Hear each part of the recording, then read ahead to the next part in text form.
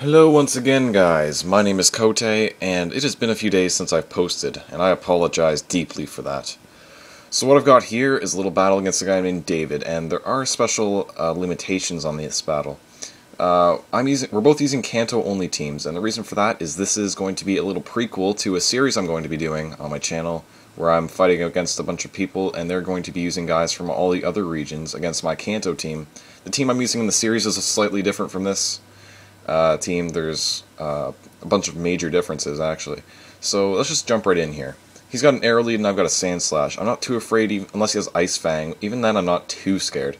So I'm going to go for a Stealth Rock, and luckily for me, he switches out. So I'm not too sure what his Rhydon wants to do, because it's a physical attacker and I'm a physical wall. So I'm not too scared of this thing either. I just went for Toxic, and luckily it lands.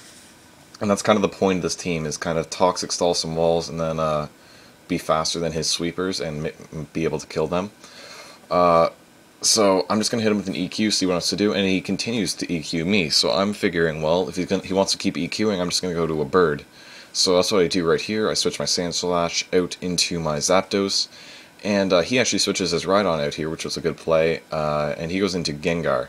I'm not too afraid of Gengar with Zapdos because I'm a special wall. I'm max special defense and max HP on this Zapdos, I think. Maybe one or two off of max HP, actually. And in comes the Chansey. So this Chansey is going to absorb my T-Bolt, and because it doesn't have lefties, as you'll see in a second, I'm pretty sure that it's Evilite, which is a totally badass strategy. Anyways, I'm going to go to Sand Slash because it's kind of my best fodder, and I thought I would dodge a T-Wave with it. Unfortunately for me, he carries Toxic on this Chansey, but it's not a big deal. I was just fodder at this point anyways. He's going to go for Protect, as I go for a Toxic of my own on that thing, just to make sure it won't sit in here all day.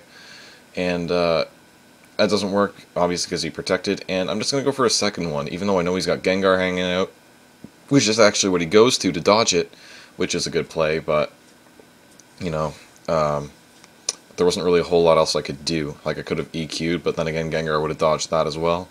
And I can't hurt this Gengar at all with the Sand Slash, so I'm forced to switch out into Clefable. And I went to Clefable because I figured if he's going to set up a sub on me, that's what I'd want to go to anyways, and luckily for me, he does sub. This Clefable has Flame Orb, which is totally dumb. I shouldn't have that on there at all. He was for Focus Blast, and luckily for me, it misses, which is totally awesome. I Encore him onto it because I just wanted to Encore whatever he did so I could switch in accordingly. And that's what I'm going to do now. Zapdos is going to resist it, and it is a special wall, if you recall. So now he's stuck on this Focus Blast, which is not going to do very much at all, even though he does get the special defense drop. It's not going to do too much.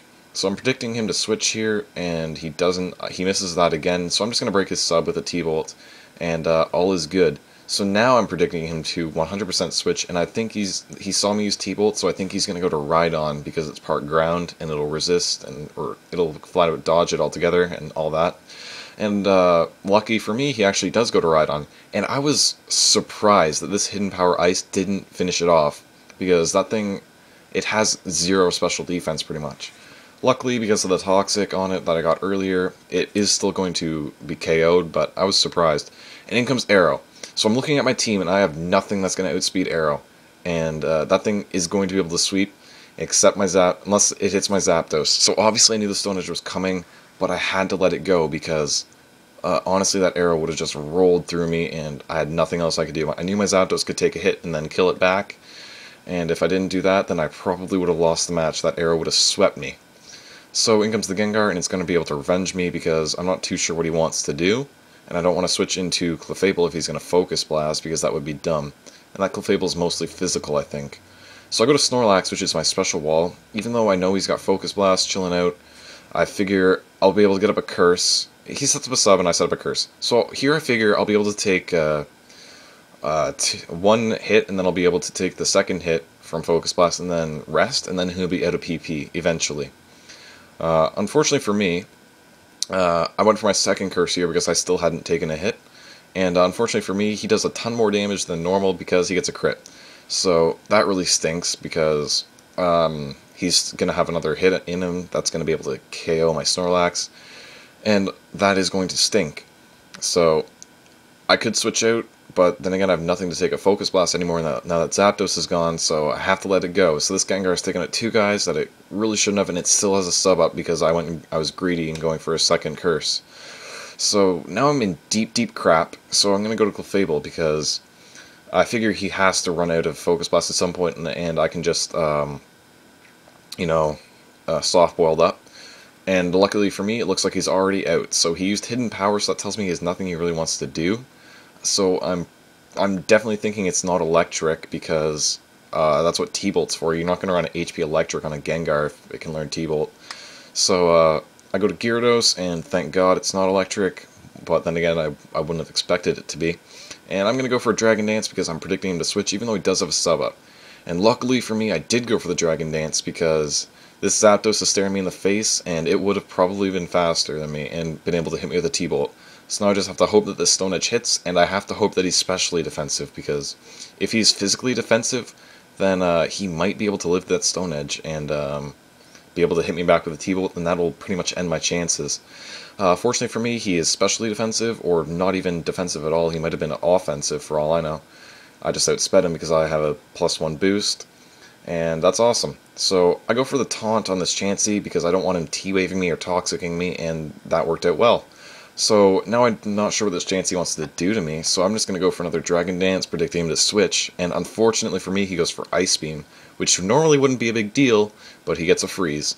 And so there's been some ridiculous hacks against me. Aside from those 2 Focus Blast misses, which were key misses, albeit, I've had some serious problems with crits anyways, and this freeze now. So I just stayed in with Gyarados one more turn, trying to thaw, and predicting T-Bolt obviously from that Starmie, so I go to Sand Slash to dodge it completely, and I'm like, this Starmie's probably gonna sweep me, so I'm gonna have to try and Life Orb stall it if it is Life Orb, which he misses the Hydro Pump, and now I'm predicting him to predict me to predict a T-Bolt, and I predicted him to not T-Bolt, so that's awesome. I take pretty much 50%, and my Gyarados is still hanging out, and that's awesome. So I still didn't unthaw, or thaw, unfreeze, whatever, and now I'm fearing T-Bolt, obviously, so I'm going to go to Clefable, and it takes that fairly well, but now the Psychic is going to be Stab and more powerful, so that's going to hurt a lot, so I'm just going to go for Soft-Boiled, and things are looking up.